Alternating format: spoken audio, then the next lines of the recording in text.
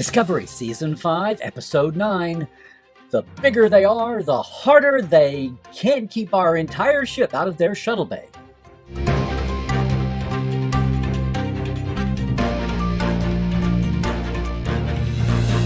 Hey, it is Dr. Trek, Larry Nemecek, coming at you here from the heart of Trekland, just to let the dust settle a bit on all the recent Trek headlines and new episodes. So instead of a hot take or a quick take, you get a second opinion from Dr. Trek. Hey, look, I have been writing, editing, interviewing, hosting, witnessing, archiving, dot connecting, commenting, punditing, and yes, fanning Star Trek for a few years now. And I just want to say, who knew you'd get a science lesson in this week's episode title? But yes, Lagrange Point. Lagrange Point refers, hey, not to a corner in that village west of Chicago, but to a balancing point, an equilibrium point in gravity fields between two bodies in space, even a black hole binary pair.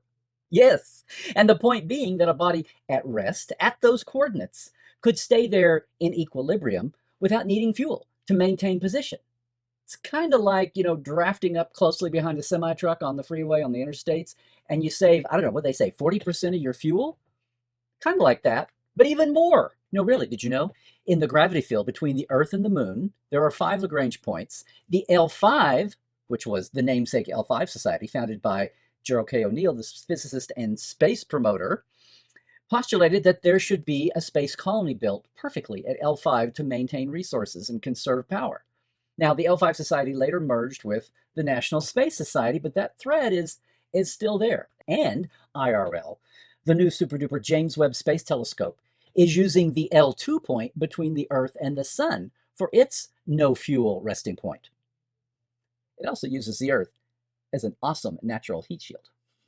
Okay, sneaky science lesson aside, I'm going to say that this Lagrange Point title is not just about the hiding place of the progenitor's tech, because apparently life moves so fast in the 32nd century that no one is allowed to say the entire word technology anymore, but about equilibrium of all kinds, especially since equilibrium was already taken as a Trek title. But Lagrange Point as a relative place of balance between chaos and calm, whether it's within entire imperiums or within odd one out rebel leaders or between former lovers trying to find their way back, or even like the penultimate chapter of a season-long serialized story where the action ramps back up again after it's been relatively still, and yet still has a feeling of you ain't seen nothing yet.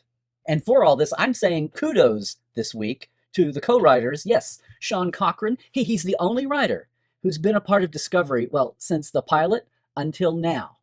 All 7 seasons. Staff writer to producer, actually, producer's assistant to staff writer to producer. This is his 6th Disco credit, the first time he's had 2 in one season. He was part of Face the Strange earlier. Oh, and he also did the short Trek's story Calypso.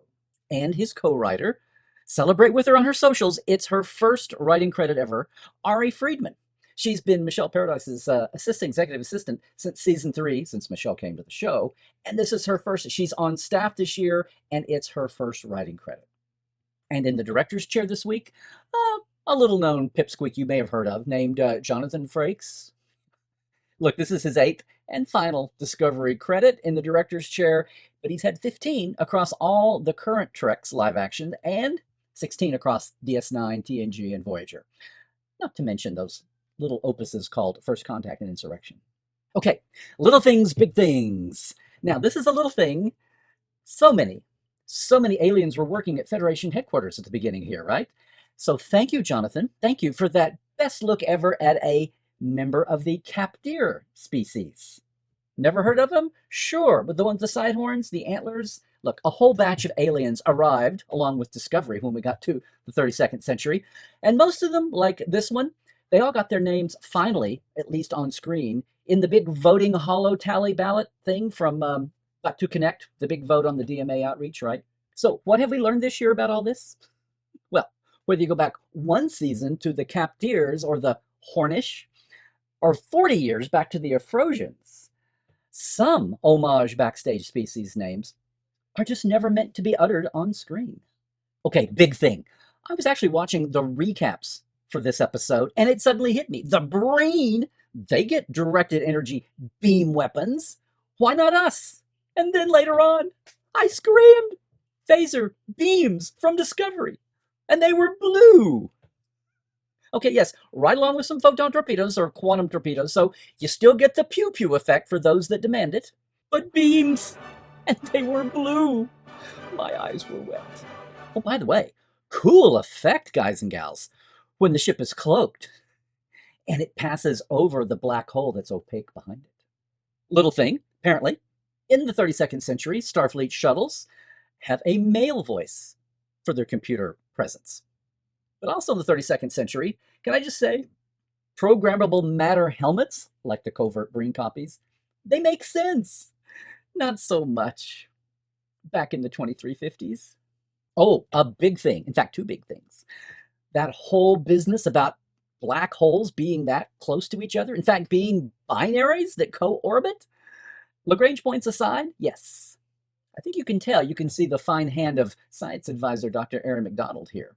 But it's all true. In fact, it's all long-time established science, since most black holes, apparently, are primordial. Yes, thank you, Tilly. And they're the remnants of original supermassive binaries that remain in that position. Who knew?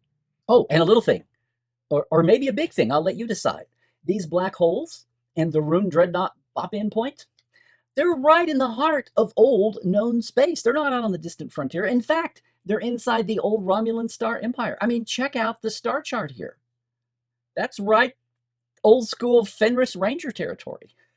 That means that the original Progenitor 6 hid their ultimate clue just inside the neutral zone when the Romulan Empire was still a thing. Okay, another little thing. At one point at their meeting, Rillick tells Vance to send every ship in the sector. And I was thinking how far we've come. Now we have more than just one ship in the sector, when its name always started with an E. I know. Still, it made me smile.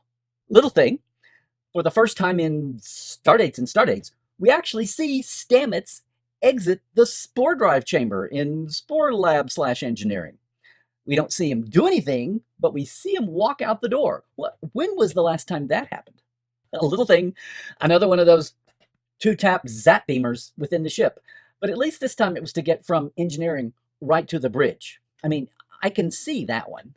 Okay, a little thing. Book takes a moment to chastise Burnham for walking along in covert disguise as a Breen with her head cocked, like that's a surefire giveaway. And he doesn't say a thing about his swaggering, lumbering gait. Breen imposter, heal thyself. Okay, potentially a big thing. We learn here that the USS Mitchell, yes, name for Ken, has been added to the Pathway Drive program. The what? The what? Hey, go all the way back to Red Directive. It's supposedly the next generation propulsion system that's been pulled back off the shelf. It's on the books and sounds like it's going to be the reason why the Spore Drive is never furthered. I mean, the Spore Drive has 47 reasons why it can't continue. But an interesting point. Is this going to be a point that returns in the finale? Stay tuned. Little thing. Apparently, Aquarm is now the new Danubian slime devil when you're picking cursed critters of choice. Big thing, language again. I mean, it's really a lot of littles, but until the list starts adding up. I mean, really, maybe it's just the 32nd century, maybe it's time passing, but did you notice this episode we're getting landing the Spore Drive, not emerging or arrival, and hard landing, and let's jump, not black alert. Okay, that could be captain's privilege, but take down the shields or the quarantine field, not just drop shields, and leaving the shuttle bay, not clearing the shuttle bay or departing shuttle bay. And even, and I can't believe the one who said it, left nacelle? What, 32nd century doesn't use port and starboard anymore? I mean, come on, Rayner. I know he's this gruff, independent voice, but come on.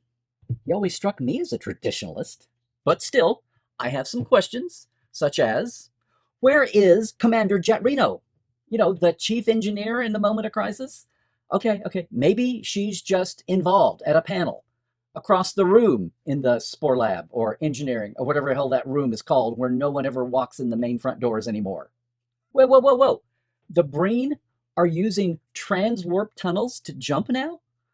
Is anybody else doing that? What, they have old Borg technology? I mean, I know 800 years have gone by, but did I miss something earlier? Oh, and here's one. Why, if you're going to have an awesome hand-to-hand combat with some Breen soldiers, why take the hose off of his backpack if you're not going to show him when he thaws out? Or is that what that was when the one hit the deck and had that little jerk kick? Oh, and finally, build the shape of the one between the many. Well, I guess that's a question that we all have. Stay tuned. All right, favorite lines. And yes, I actually had some. Reese saying, I thought it'd be bigger. Okay. He's talking about the size of the progenitor's tech structure. The official name is structure.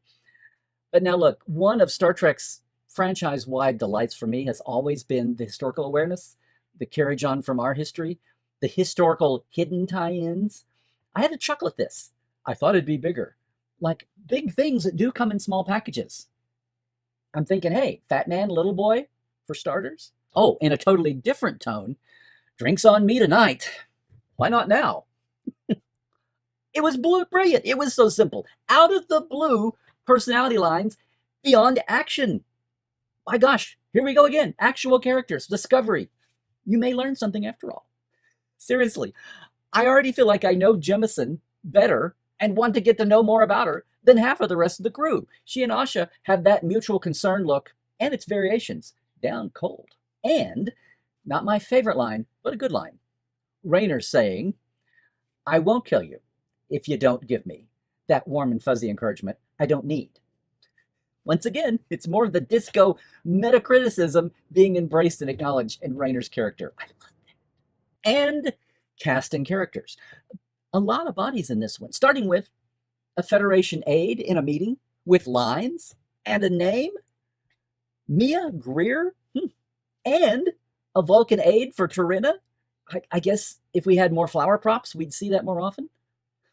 And this bridge crew merry-go-round. Sure, love Jemison from what little we've seen of her, but it's Jemison, not Gallo, as ops. But then, Gallo is in for Reese tactical later. Oh, when he's on the away team. Ooh, he gets an away team spot. These kids, they're growing up so fast. And in the best Worf Tuvok tradition, Reese not only is the tactical officer, but he's got some martial arts chops in that scene. Have we seen him go at it before? And finally, President Rillick is back. But no Admiral Vance? What was it? There's only budget for one at a time? I mean, there was that earlier episode when Vance was there and he had to go off and report to Rillick off screen. And oh no, did Erisar bite it? Oh, the Breen lieutenant? Erisar, we hardly knew ye. Especially now that we do know, thanks to her socials, that writer Ari worked her name into that as the homage. Sneaky. And Rayner. Can I just say again? I need to say this again, how the whole entire word technology appears to have been banned for tech, but not the word shit.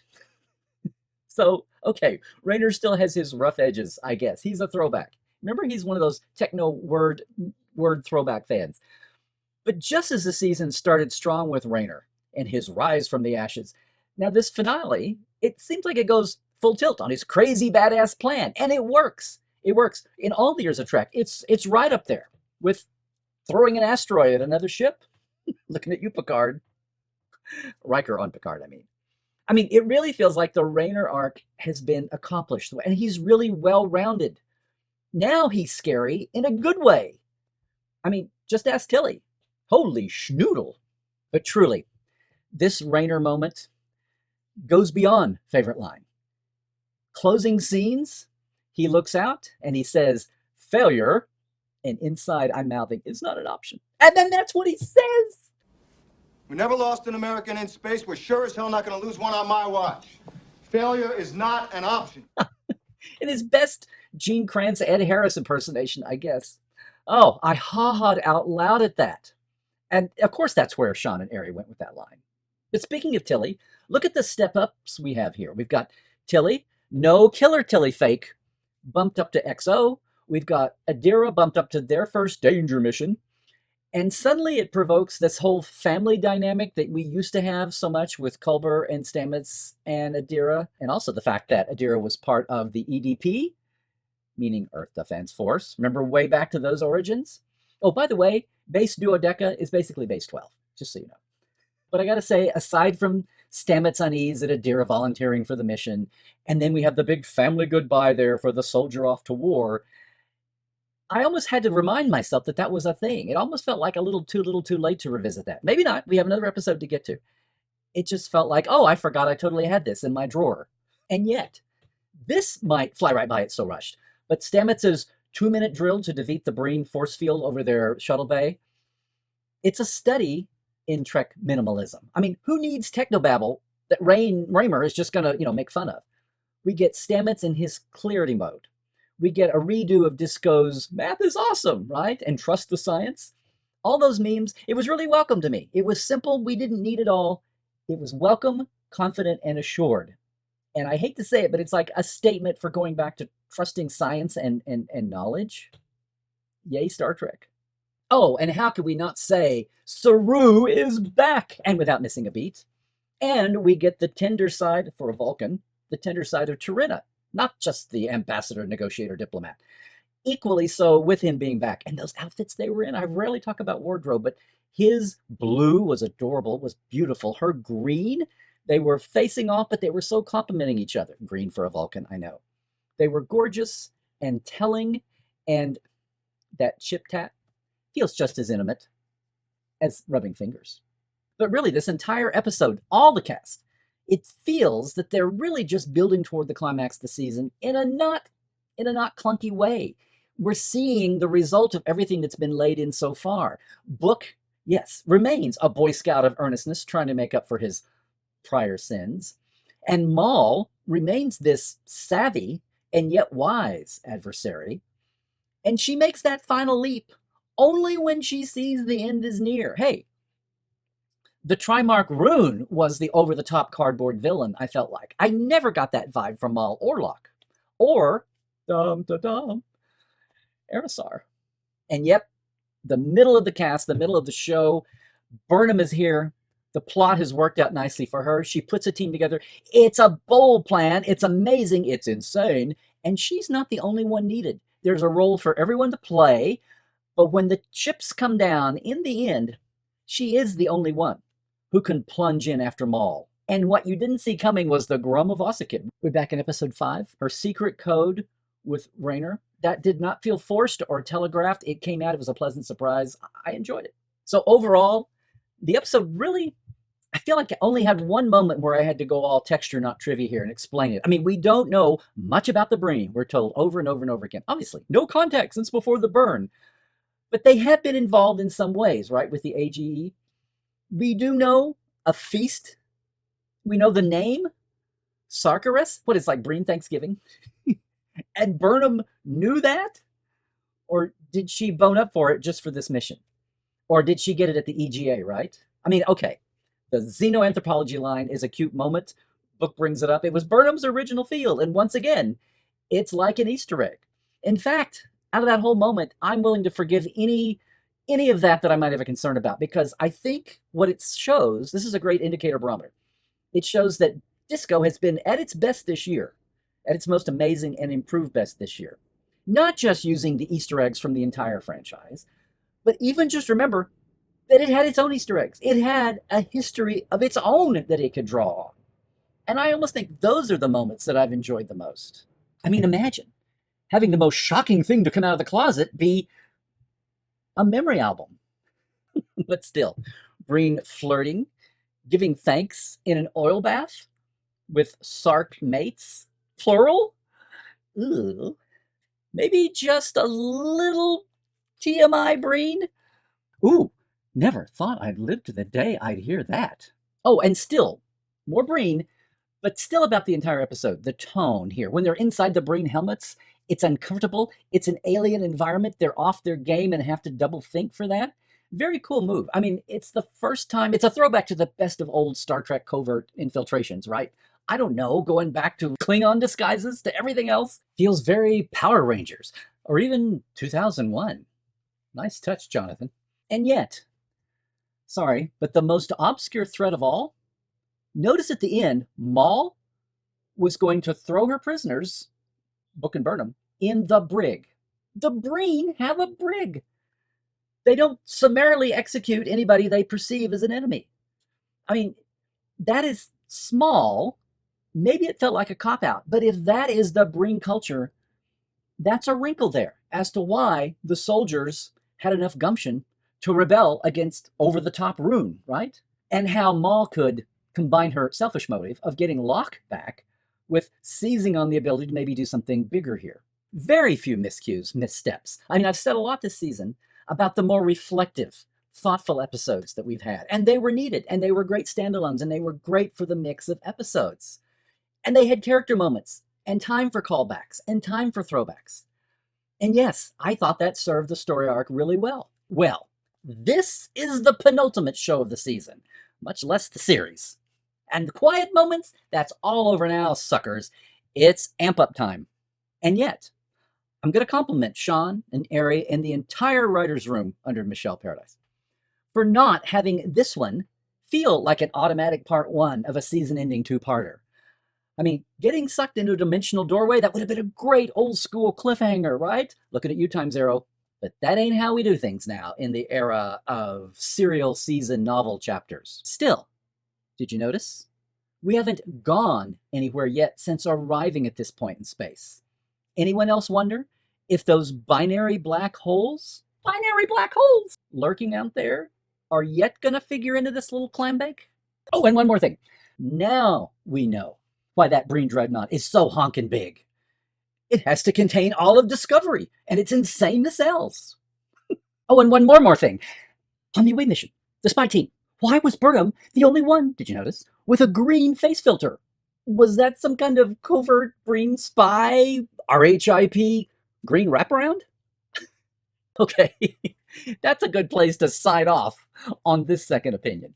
That's what I thought. How about you? Drop a comment below, would you? And while you're at it, like and subscribe. Boost the signal. Hey, I dare you to subscribe for some Star Trek sanity. Most of all, if you crave more Dr. Trek, and really our entire Trekland cornucopia of experiences. Hey, the live things like Portal 47. It's a monthly minicon all year long.